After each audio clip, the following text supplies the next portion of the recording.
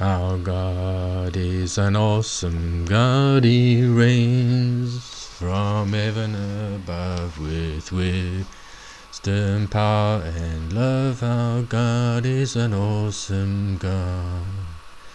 Our God is an awesome God, He reigns from heaven above with wisdom, power and love. Our God is an awesome God. Amen. Well, that's just a demonstration that I'm not going to be on the heavenly choir. I think I should just stick to biblical studies and teaching. I just felt I really wanted to do just praise the Lord in this opening, and I'm super excited to share another piece of the puzzle in terms of fractals that are coming to the fore. In the last couple of videos, we've been looking into fractals, what I believe to be another fractal comprising of 21 weeks that are described in a fair amount of detail in these last two, in these part 1 and part 2. And then in this video here we get into some interesting digging into the history of events between Joshua and Jesus, and we find that there's a fractal of 3 sets of 490 years with some of the events lining up with the pattern that we're seeing. So today is the 9th of July, and it's almost 10 o'clock here in the evening. Nice and quiet, everybody's sleeping, all the animals, chickens are sleeping, and nice and so it's a pretty good time to do a recording. And I want to share with you another fractal. After this last video, one of these, after I think it was this video, yeah, part 2, one of my brothers in the forum asked the question, and I said, well, what about, is there a 21 day or 22 day fractal? Is there a day fractal? We've seen, let me just get a chart for you in these videos. What we've seen is that we've got a 21, let's call it a 21,000 year fractal, and we see that in the creation story. We see that in this end time story there's a 21 years fractal, where the patterns follow the same sort of the events of the 21,000 year fractal. We see the similar patterns reoccurring in the 21 year fractal. And then in these last couple of videos we looked at the possibility of a 21 week fractal, which would be the 21 weeks from just after Passover to the beginning of tribulation, 3 sets of 7 weeks. So we see that in a 7-week count from just after Passover to the feast of wheat, first fruits of wheat, with another 7-week count to the first fruits of the grape harvest, and another 7-week count to the first fruits of the olive harvest, or the oil harvest, and that lining up with the beginning on the Feast of Trumpets. So what I want to be talking about in this video this evening is the possibility of a 21 day fractal. This when one of the brothers, I think it was Herman, that asked me, what about this 21 days? Is there a 21 day fractal? And I said, I don't think so. I haven't seen anything. And he said, well, what about the 3 weeks of Daniel's fasting? We see in Daniel 10 how he fasted for 3 weeks, and then on the 24th day of the first month the Lord appeared to him. So those 21 weeks was 21, those 3 weeks, the 21 days must have been the first 21 days of the first month. So I thought, well, let's have a look at that. And when we go and look at the first 21 days of the first month, we see exactly the same pattern. The pattern that we're typically seeing is a beginning, then it's followed by 3 sets of 7, either in this case, in the first case, thousands of years, or in this case, 3 sets of 7 years, and in this case, here, 3 sets of 7 weeks. And in the case of the first 21 days of the first month, we see a beginning, the beginning of the year, and then 3 sets of 7 days to bring us through to the 22nd day, which will be the last Sabbath, the Sabbath just after the completion of the Feast of Unleavened Bread, and the Sabbath prior to the Feast of First Fruits. So the Feast of First Fruits, again, that word being the word in Hebrew Rashith, which is H7 7225, if I recall correctly. If we just go zoom in there, yeah, 7225, Feast of First Fruits, is the same word as Rashith H7225 that's used as the word in the beginning in Genesis 1. In the beginning, H7225. So we see this pattern always has a beginning, so I thought it was appropriate. We've got a beginning of the year, and then we've got the 3 sets of 7.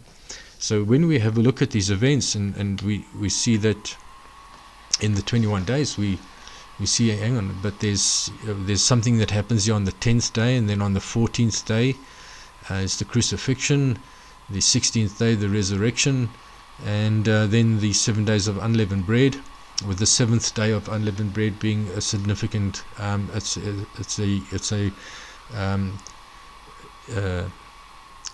being a solemn assembly on that day.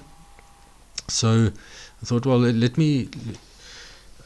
been sitting on it for a while. It was a few, probably two weeks ago, so I can't recall, that Herman suggested that we should maybe look into that, and so it's been sitting in the back of my mind, and 3 days ago I decided to put it on the chart, and let's see if we can see some patterns. Yeah, so that's what I really just want to share with you guys, is what are some of these, and there are definitely some interesting things lining up. So I'm not going to. This is not going to be a very long video. This is just a quick one, just to show you how this 21 days could actually be yet another fractal of events. So if we're looking at the 21 days, let me just zoom out a bit. These 21 days that we're talking about, which would be the 21 days around the time of the Passover, the crucifixion, and death and resurrection of Jesus, we see that is a fractal that really occurred. These events occurred at the end of the 4,000 years, at the beginning of the next 2,000 years that we've just lived through, and we now come to the end of those 2,000 years. So let me just zoom in here a bit. So Jesus arrives at the end of 4,000 years, beginning of this 5,000, around that mark. So this is a fractal of time that these events occurred. These events would have occurred here on the 1,000 year chart. Okay, so that's just what I'm just trying there, but I've expanded it so that again we can just see how the pattern fits in with the rest of the pattern of the fractals. Just want to recap a little bit again. We know why are we making such a big thing of these fractals, or why am I going down this route? Well, I believe that the Lord has built fractals into every part of His creation. In one of these videos, I think it was the first part of this video here, in part 1, I actually go into quite a bit of detail on some real-world fractals that we find in everyday places around us. So if we just take the time to have a look at it, I touch on one of the fractals that occurs in nature. So if we just recap on that, I covered the fractal that we see here in a fern leaf, for example. We see a fern leaf. The bigger leaf, the bigger picture is made up of smaller versions of itself. So there's multiple small versions of the bigger leaf, and each one of these is made up of a small version of itself. So there's a fractal pattern that we're seeing here. The bigger is made up of multiples of its smaller, and the smaller is made up of multiples of smaller leaves, yet Again, and I did cover that in the last video. Here's another one. Yeah, if you have a look carefully, you see there's a cone. There's a cone made up of small cones, and each of these small cones is made up of small cones. You see, each one of these is made up of small little cones. So you got a 3-level fractal in this aloe plant, whatever. I think it's some sort of aloe plant. So some of them are very easy to see, and some of them are not so easy to see. We see it in there's another picture of that other one where you see there's a bigger cone made up of small cones, just see if we can. Yes, yeah, we have a crystal where the crystal is made up of crystals which are made up of smaller crystals, you know. So again, we see this 3-part fractal occurring. Sometimes there's more than 3 parts. I'm just saying there's really complex shapes. Here's another fern where you've got there's a leaf made up of smaller versions of itself, made up of smaller versions of itself. Broccoli, you know, when you go and see a broccoli is head, the whole broccoli head is made up of smaller broccoli heads, which are made up of broccoli heads, and each one of them have multiple broccoli heads. So, you know, when you go and have a look at it from that perspective, as something that's an everyday item, and it's all over. A branch is made up of branches which are made up of branches. Again, it's a fractal. So we're all around us. Cells, we've got there was another picture of cells which are let's just see it. I think there was one earlier. Yeah, these are like the cells within a leaf, which are made up of cells within the leaf, which are made up of cells within the leaf. So yeah, I think that's really just demonstrate the point that our Lord has built fractals into his creation all around us. There's literally thousands upon thousands of fractals of all different forms, recurring patterns. Fractals are really just recurring patterns, and so that's what we've really tried to see. You know, the one thing I've found that over the years I'm pretty good at seeing patterns. There's and I've been seeing these patterns, and so I just want to share them with you so that we can see perhaps an understanding of these patterns can shed some light on some of the detail of the events that we're expecting. So just to go through some of those events, if we look in the 21-year fractal, we know that there was 7 years of preparation of the bride. We're expecting the escape of the bride to happen at the end of this first set of 7 years. Then it's the time of seals, which will be the time of Mark and the time of the church, and which will end with the rapture, the great multitude rapture, and the visible appearance of Mount Zion at that time. And then we've got the final set of 7 years, which will be this time of trumpets, which is the time where the Lord turns back to the Jews, the rebuilding of the temple, culminating in what we've come to understand, and again, as the Lord perhaps paying a price for the priests in the form of the bull. So we see this. So that's the 21-year pattern that we're seeing there. And so what I went into in the last couple of videos was just some of the possibilities.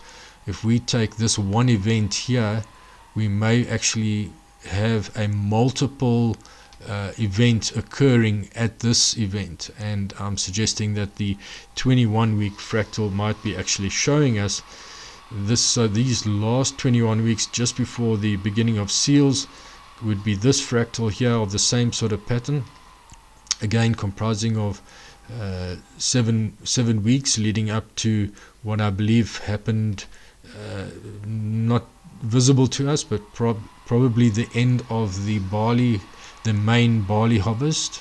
We see that a harvest comprises of 3 parts. There's the first fruits, and we saw it at the resurrection of Jesus. He was the first fruits of those that are raised from the dead. Together with him, others were raised from the dead. Probably the first fruits of the barley harvest that happened at his resurrection. So then we've got over the last 2,000 years, we've had the collecting of the main barley harvest, and now probably the resurrection of the main barley harvest, and then there's the gleanings of the barley harvest, which is still going to happen, and probably be the Smyrna group, the martyr group, that will be the gleanings of this first resurrection, the barley group, over these next 7 years, and maybe even into the following 7 years as well. So the gleanings of the barley harvest to occur. And then we've got the wheat harvest, which is also going to begin now. So this is the wheat harvest, which will begin at this point here, and maybe the taking of the bride, we understand that to be part of the wheat harvest.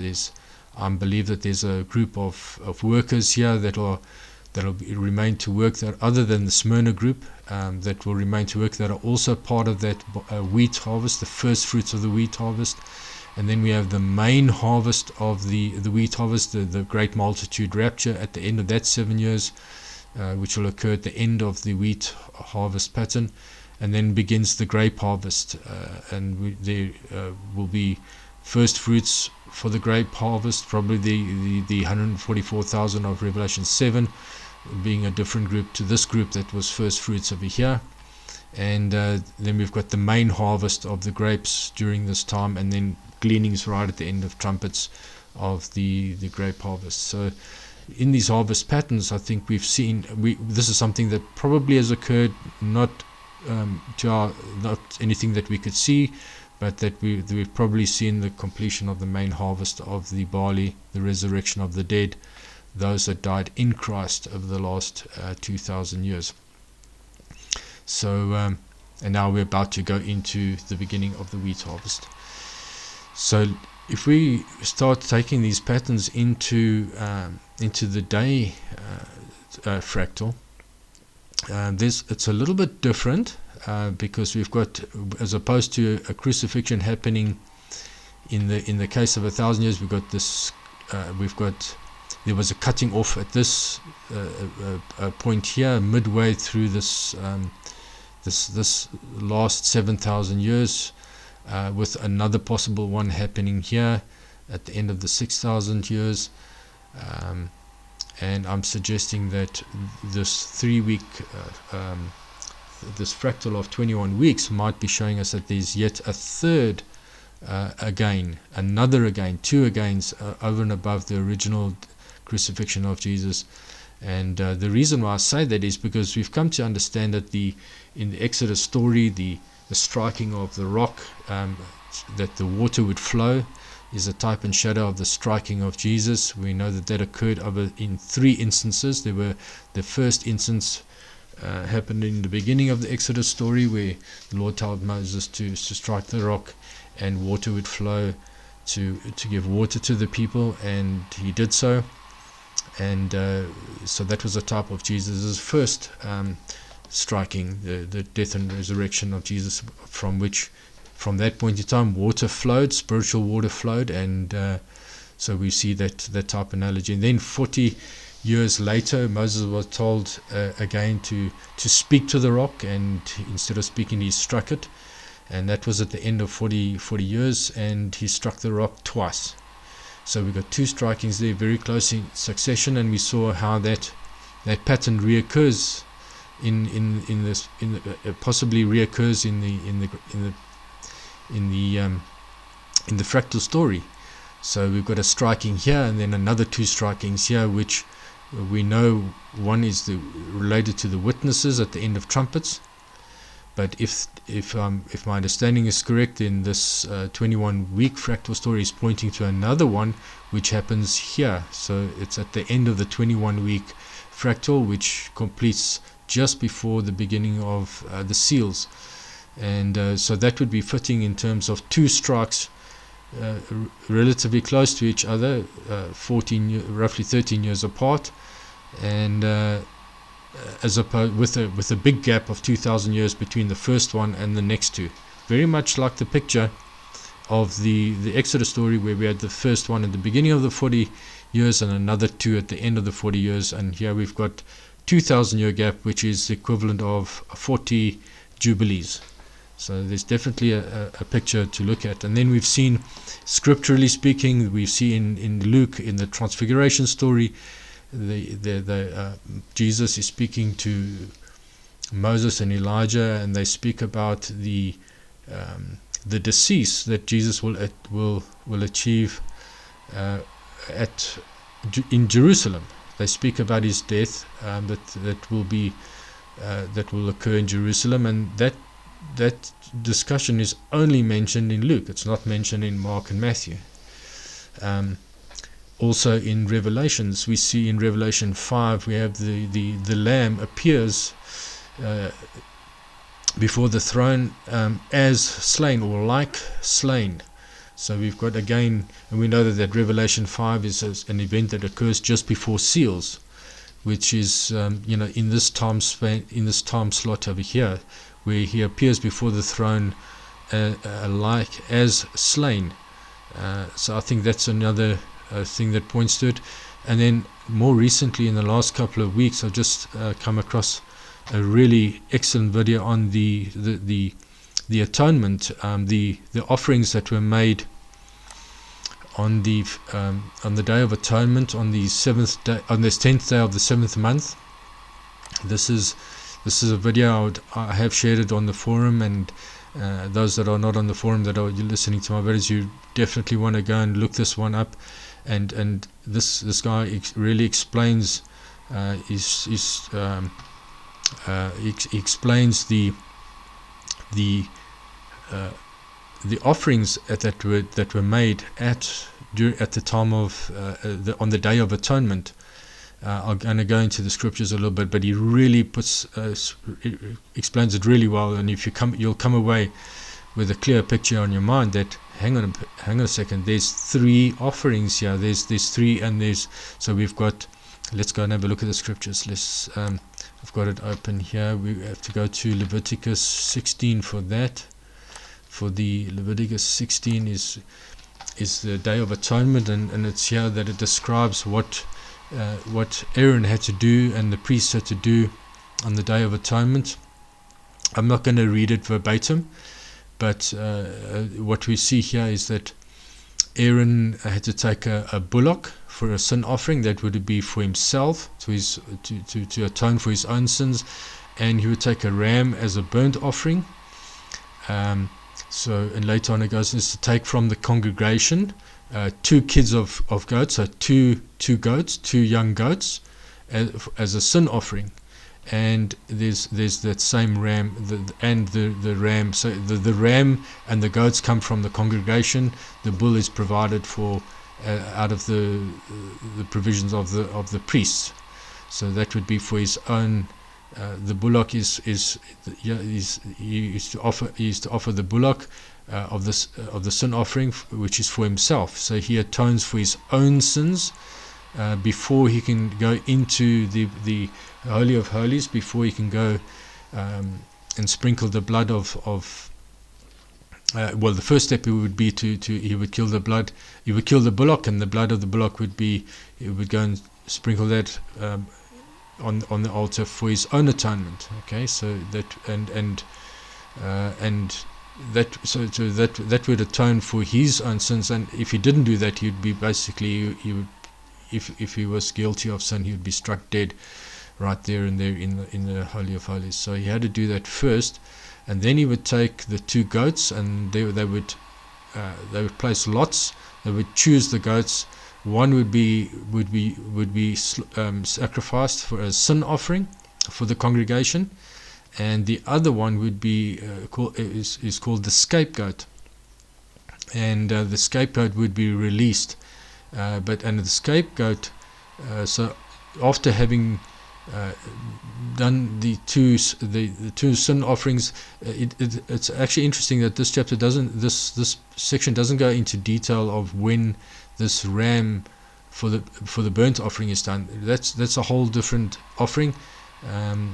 We've covered the various offerings there in detail before. There's 5 of them. There's 2 types of burnt offerings. There's the peace offering, and then there's 2 types of sin offering There's the sin offering for unintentional sin, and then there's the sin offering for trespass, or where not necessarily intentional sin as such, but it's become known that it's now a known sin and not an unintentional, unknown, or general sin. So but the burnt offering was an offering made as a sweet savor unto the Lord. The entire offering is made. The entire there's no partaking of this offering that's offered up as a burnt offering unto the Lord. So so that would have been done at some point in time, but it does go into detail of the order of events in terms of the bullock, and then the 2 goats, and then the releasing of the scapegoat. And this video really explains it very nice. So definitely watch that video.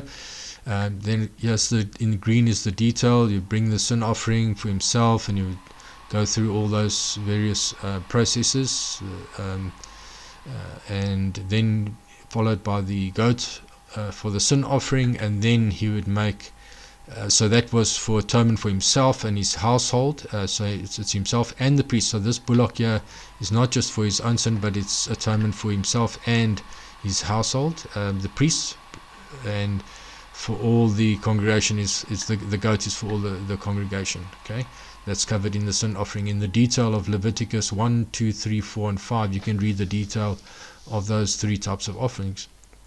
And then he shall lay his hands upon the head of the live goat, and you'll confess over him all the iniquities that's all the transgressions of the children of Israel, and you lay that on that goat, and then they would lead the goat into the wilderness. So essentially, this goat is still, the goat is not slaughtered and as such at the tabernacle, but ultimately this goat was led into the wilderness to die. This goat would be left you must remember, this is in the 7th month. It's the beginning of winter, so there would be very little grazing. Ultimately, this goat would be taken out by wild beasts, and that was the general event that happened to that goat. That goat would ultimately pay the price as well, but in a much different way, in a way that's not necessarily at the hands of the people. Although it's interesting in this video, this guy, the tabernacle man, explains how later on in the time of towards the end, in the time in Jerusalem, for example, they would take this goat, and just remember, this goat would want to keep coming back into the camp, keep coming back to into the village where they live, or whatever, into Jerusalem, into the city, and so they'd have to keep on chasing it away, keep on chasing it away with sticks and stones and shouting, and eventually it became a lot easier. Apparently, it seems like they actually would take it to a cliff area and kind of push it off the edge of the cliff, and that would sort the goat out faster. So in their impatience, they actually ended up killing the goat anyway, but not by way of slaughter, by a different way. So there's a story here of rejection with regards to the scapegoat, how the scapegoat is rejected ultimately to be rejected even unto death, and that's a very interesting story. So what we've got here is we've got 3 offerings, and we've got the bull, the goats that were offered as a sin offering, the bull for the priests.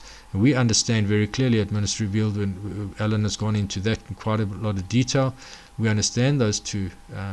That's those 2 events. But what we haven't come to understand more clearly is, where does the scapegoat fit in?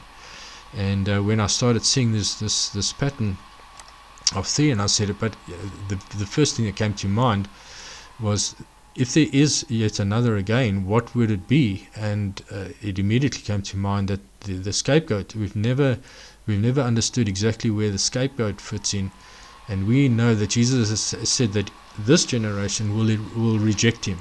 He'll be here for 40 days, and during that 40 days he will be rejected. And that speaks of exactly what happened to the scapegoat. He was chased out of led out of the village into the wilderness, chased out of the village with sticks and stones, and cast out and left to die, and later on actually pushed off the end of a cliff. So there's definitely some sort of something happening here with regards to possibly a scapegoat, which the Tabernacle Man explains more detail is connected to guilt. It's a kind of guilt offering, and there's another video here where he talks about the guilt offering that's described in Leviticus 5. You can go and watch that one as well. So definitely a great teacher with regards to the different sacrifices and offerings that were made in those times, according to the Leviticus, the instructions that are provided to us in Leviticus for the priests. So so we've definitely got something going on. So there's a couple of scriptures that I've now mentioned that are kind of pointing to three events. So enough on that. I'm not going to go into any more on that, but that came out of that pattern. Now I really want to just focus more on the 21-day story. So we know that from the beginning of the year, on the 10th day, we know that was the triumphal entry. That was the day that they had to select the lamb.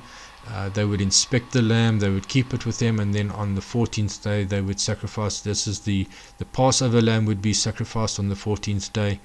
And so Jesus followed a similar event. We had the triumphant entry on this 10th day of the first month. There was the inspection, all the events where they questioned him and tested him, and so there was that kind of that story of inspection, ultimately to be betrayed and crucified on the 14th day. We all know the story well. The 15th day is in the grave, and early in the 16th day, which would be the third day, he is resurrected from the dead. So we've got those main events. Just before the crucifixion on the 14th day, he would have had the Last Supper with the 12 disciples, who later became the apostles, less Judas, and so that would have occurred over here. And then after his resurrection, we know that he, on the 16th day, in the morning he sees Mary Magdalene and some of the other women, and by the evening he meets, during the day he meets with the two that are on their way to Aramaeus, and then later that evening he also sees the 10, and he shows himself, and that's all described in greater detail, particularly in the chapter in the book of John, in chapter 20. So there's one other event that we need to also remember. Earlier on, we see that just before the triumphal entry, on the sixth day, it says on the sixth day of the rephrase. It says I think it's in Luke. The story is in Luke. He said 6 days before the Passover, he has a meal with and many of his disciples are there, and Lazarus is specifically mentioned as being at that dinner that they prepared for him, and that would have been, so 6 days before would have been on this Sabbath day here, on this 8th day of the first month, would have been the day somewhere in this vicinity that he would have had a meal with Lazarus. Okay, so we know that the event occurred there, and then that was followed a few days later by the triumphal entry. Okay, so those are the events. Now the question is, do some of these events maybe help us understand what we can expect? This is where we are at the moment. We're in the 10th week right now. We've just started the 10th week of the 21-week fractal that leads up to the beginning or leads up to the Feast of Trumpets, and we believe this year will be the beginning of tribulation. So this is where we are at the moment in this 10th week. Now, so this would be in the 4th month. So it's interesting that in this 10th week, in this which ends on the 8th or the 9th day of the 4th month, it was the 9th day of the 4th month that it's mentioned in both Jeremiah and in 2 Kings, that this is when the famine started, and Jerusalem was basically besieged, and there was no bread in the city. It was all downhill from here to ultimately within that month, that 30 days from there, from the 9th of the 4th month to the 9th. By the 9th of the 5th month, the temple was destroyed. So this was the pressure period. These 4 weeks over here, all starting as mentioned there on the 9th of the 4th month. The other interesting thing is that in Ezekiel chapter 1, he sees what I would like to call the mobile throne of the Lord. He sees those what he describes, very similar to what John also saw as well, similar to what Daniel saw, and it seemed to be like a mobile throne of some sort. But he saw that on the 5th day of the 4th month, so that's also in this week over here. And then there's one other interesting thing. If in this video that I in this last video that I did on the 1470 year fractal, let me just go to that fractal. In this fractal here, we saw there that there were 3 sets of 490 years, starting. There were 2 actually. They were slightly out of sync by 140 years, but I just want to focus on the blue line here. Please watch that video for details on this. I'm not going to go into great detail here, except to on this one here, the blue line, the blue letter one, really starts from the end of from the beginning of Judges, which would have been the end of the time, the leadership of Joshua, which we know is the type of Jesus, to the birth now of Jesus. You see that says minus 70, but that's beginning. So this is a 70-year period. Each one of these blocks is a 70-year period. So that's the beginning of 70. So the end of that 70 would have been just right at the turn, from BC to AD. So we know Jesus was born on 2 BC. And so we see that there's a fractal of 3 sets of 490 years between Joshua and Jesus on this blue line. And what's very interesting here, when you go and plot all these, this bottom line here is the years on the Gregorian calendar in terms of BC dates and when these various events occurred. Samuel, King David came in, the first temple would have been in that time slot. And so I go into detail of all these, how these were extracted from the biblical chronology, not just anybody's chronology. This is the chronology that the Lord provided for us in the Bible throughout, from Adam all the way to the end, a chronology that's derived exclusively on the Bible. If you, again, I either say this in each one of these type of videos, if you haven't had a look at these videos on the biblical chronology, these 4 here, or these 3, these 4 here, from the Romance of Biblical Chronology, parts 1, 2, 3, and 4. I'll go through this the chronology that was discovered by Reverend Martin Anstey in early 1900s. He published a book called The Romance of Bible Chronology, and he discovered, after many hours and years of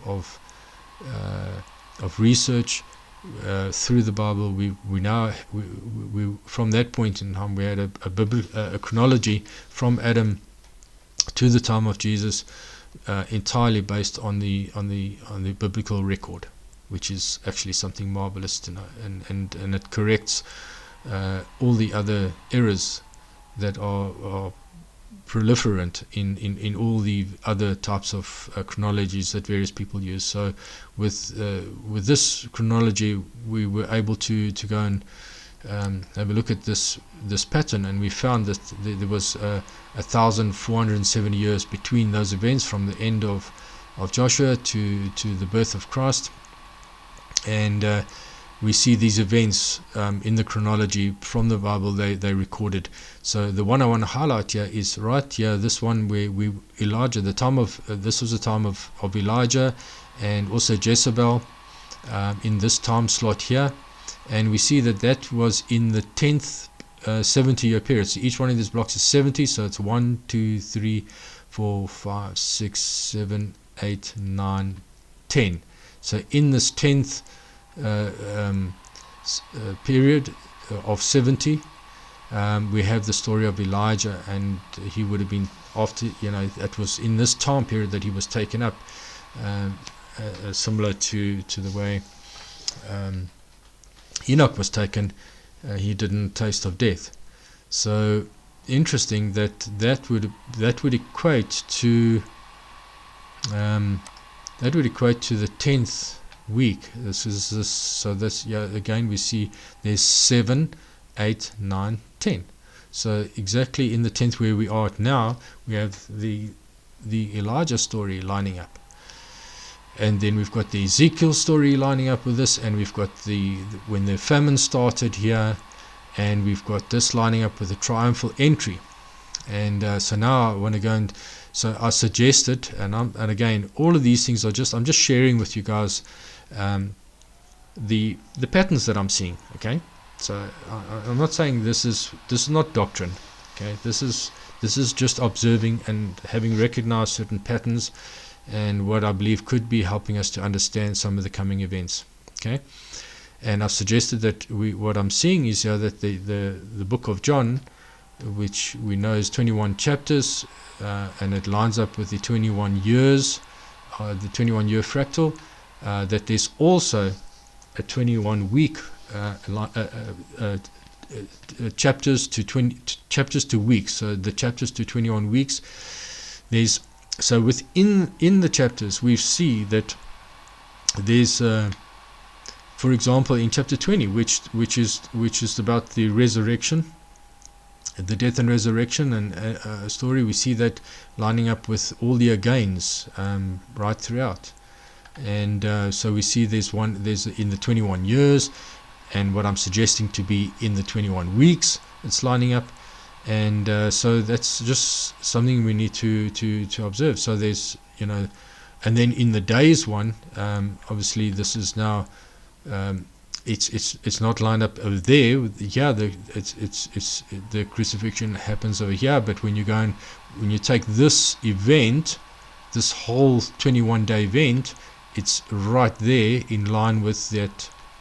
Okay, so we're seeing that it's not too far. It's all in line with this cut-off story. We've got a cut-off there. We know that there's a cutting off, a betrayal, a cutting off over here where the woman has to flee into the wilderness for 3.5 years. And then what I'm suggesting, that there may be another cut-off story here in the middle of this, in the 18th week. Sometime during this 40-day period, the 6 weeks, the 40 days, where the Son of Man will be here as a warning, as Jonah was a warning to Nineveh. So the Son of Man will be a warning, and in the midst we have the beginnings of some sort of betrayal that might actually occur over there, culminating in another again, the scapegoat. Remember, whether there's a death or not, I don't know, but there's some scapegoat event happening here, I do believe. Okay, however it turns out, however it happens. But remember, Luke, the Transfiguration story, they did talk about the death that he would achieve in Jerusalem. So anyway, and then we have the as slain, and maybe the as slain is just talking about not totally slain, but there was something that happened, okay, in this time period here at the end of the 40 days. So just going back into John, if we have a look at, I haven't got all the chapters here, but if we just have a look in John chapter 8, we have the story of the woman of adultery that's brought before the Lord, and he forgives her of his sins, and he says go forth and sin no more. And we see that might actually, this is kind of lining up with what I believe happened here in terms of the resurrection of the main harvest of the barley. Can't say for certain, but we've also got this Lazarus, the meal with Lazarus here, also in that time period. interesting. We know Lazarus was raised from the dead, even though here the story is in the 11th chapter. In the 11th chapter of John, there's the story of the Lazarus being raised from the dead. We know that there was a meal. That story would have happened towards before this Passover week, and by just before Passover, 6 days before Passover, the Lord has a meal with Lazarus. Okay, and they actually wanted to kill Lazarus again because of the effect that resurrection from the dead had on so many people that started believing in him, and the Pharisees and Sadducees wanted to kill Lazarus as well as Jesus because of that whole thing. Okay, so we have the story of the adulterous woman in John 8. John 9, we have the healing of a blind man that was blind from birth. I'm not sure exactly what that relates to, but this one is very interesting. John 10, and that one I actually want to go and look at. Here we have he talks about entry. We've got the whole story of an entry. Let's just go and have a look at John 10, which I thought was very interesting. Now, so just right in the beginning, it says, the Lord says, all red letter words, is verily, verily, I say unto you, he that entereth not by the door into the sheepfold, but climbeth up by some other way, the same is a thief and a robber. But he that entereth in by the door is the shepherd of the sheep. To him the porter openeth, and the sheep hear his voice, and he calleth his own sheep by name, and leadeth them out. And when he putteth forth his own sheep, he goeth before them, and the sheep follow him, for they know his voice. And a stranger they will not follow, but will flee him, for they know not the voice of strangers. So we've got this entering in, this whole story of him, the shepherd entering through a portal, and him that comes up by another way is not the shepherd, but the thief. And we've got that. That's very. I just find it very interesting. That all comes in John 10, and it all lines up with the triumphal entry, and then later on we also get this thing where he talks about, is it not written in the law that I said, ye are gods, little g gods, if he calls them gods, unto whom the word of God came, and the scripture cannot be broken. There was the whole story about, they were upset with him because he called himself the Son of God, and he just quoted some Old Testament scripture that basically, those that are to whom the word comes, those are anointed, are called in the scriptures little gods. So what in this, I just found it interesting that story lines up with this triumphal entry and this time where things start to happen. Elijah also, Elijah's story there. Anyway, so we'll see what happens.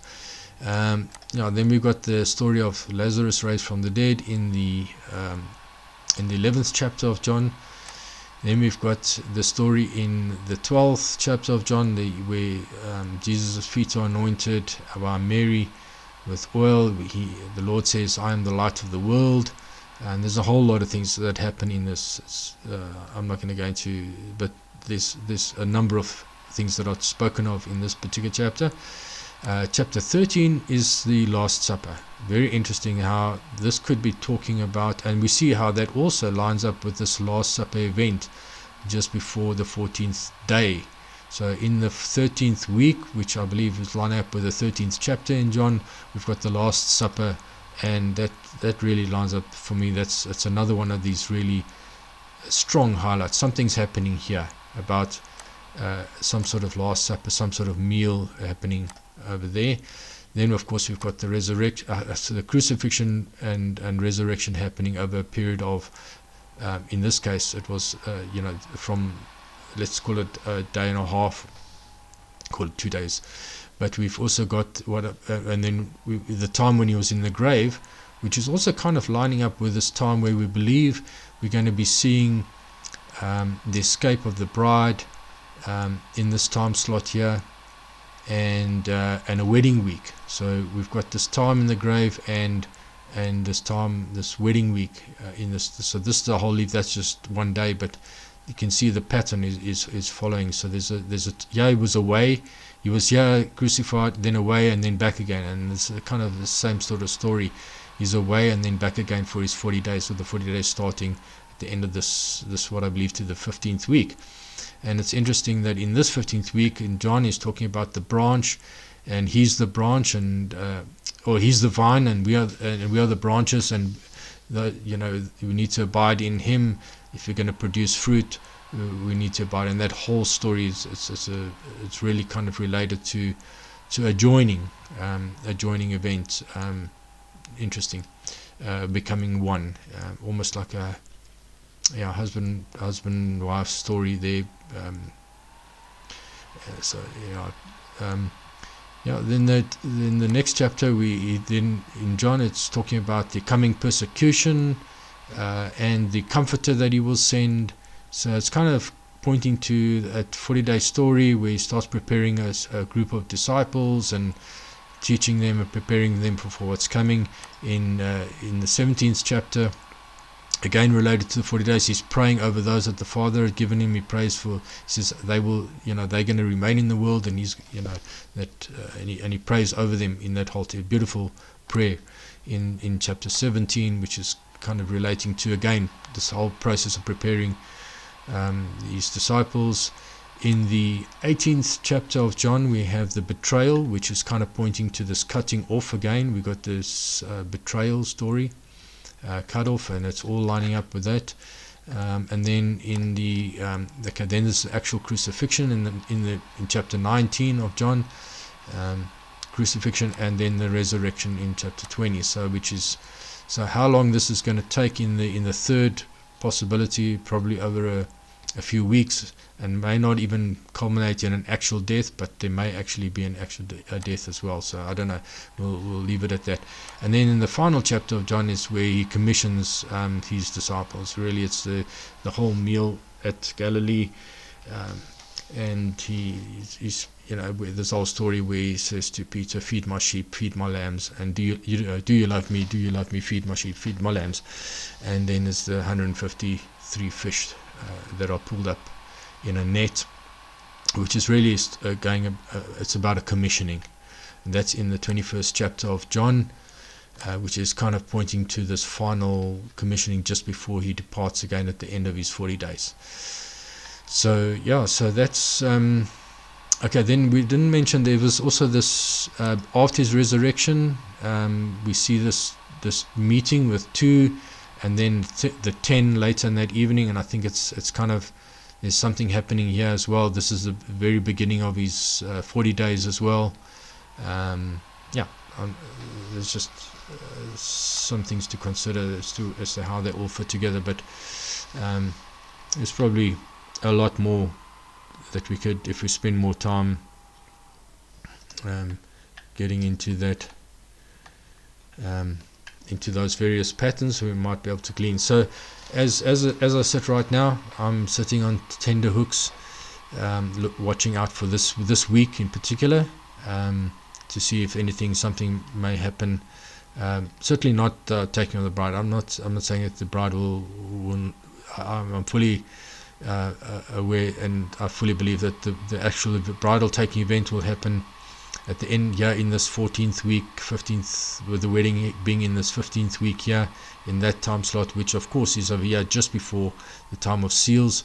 So I think that's where the main, but there may well be something happening here in this 10th week, and then a brief period leading up to, in the next 4 weeks, to the big event that we've been watching for, on the 12th of August, which will be the 8th of the 5th month. Okay, so we can just zoom in there.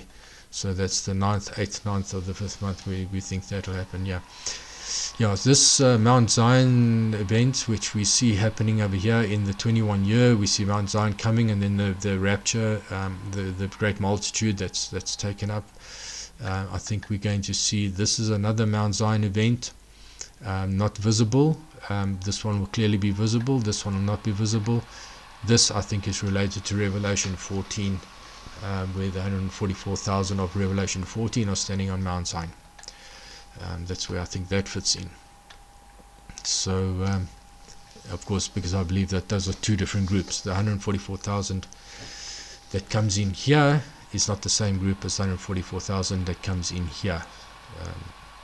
Okay, but you can see there is a similarity in the pattern, and it's got something to do with this Last Supper as well, possibly. Okay, now I think that's pretty much all I wanted to cover. Just a bit of fun with fractals. So we'll see. Looking forward to seeing what happens over the next couple of days and weeks. May God bless you and keep you. Until next time, God bless.